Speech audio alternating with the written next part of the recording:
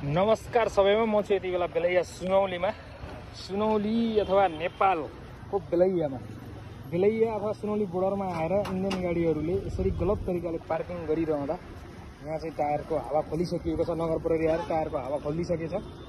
देख्न सक्नुहुन्छ अव्यवस्थित तरिकाले चाहिँ इन्डियन गाडीहरूले चाहिँ नेपाली भूमिमा चाहिँ गाडीहरू पार्किङ गरिरहेको छ, जथाभावी पार्किङ गरिरहेको छ। त्यो कारणले गर्दाखेरि नगर प्रहरीले आएर गाडीहरू झ्वामझ्वाम सिल गरिरहेको छ।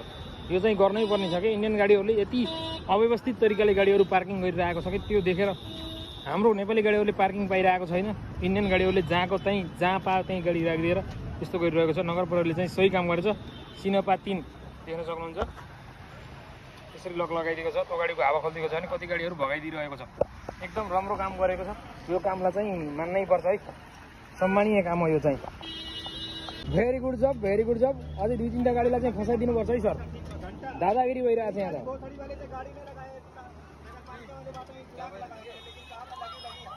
कसरी भाडाका गाडीहरू चाहिँ यहाँ ल्याएर अवैध तरिकाले उनीहरूको पार्किङ छँदै पनि भाडाका गाडी हुन्। नगर प्रहरीले चाहिँ धेरै राम्रो काम गर्नुभएको छ। यो चाहिँ राम्रो कुरा हो। मैले अघि एउटा सानो भिडियो बनाएर हालेको थिएँ। अहिले उहाँहरू सँगसँगै हुनुहुन्छ।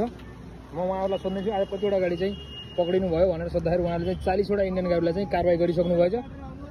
अब 42-43वटा भइसकेका छन्। हेर्दै जाऊँ। भोलि बिहानका दिनहरूमा नेपाली गाडीले नि यहाँ पार्किङ पाउनेछन्। नेपाली गाडीले यो एरियामा पार्किङ पाएका थिएनन् भने अब इन्डियन गाडीहरू यहाँ गइसकेपछि नेपाली गाडीले मजाले पार्किङ पाउनेछन्।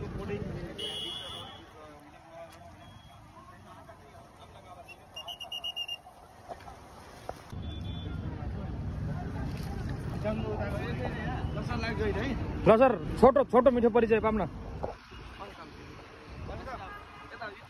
छोटो मिठो सर, नमस्कार। म महेश चालिसे। म चाहिँ त्यति धेरै चाहिँ उस छैन, तर छोटो मिठो कुरा गरिदिनु भनिदिनु न। खास किन यो इन्डियादेखि पुरा गाडीहरू अवैध पार्किङमा राख्छन्। हजुर। अब नेपालीहरूलाई उता भन्सार गरेर ल्याउँछ। हजुर।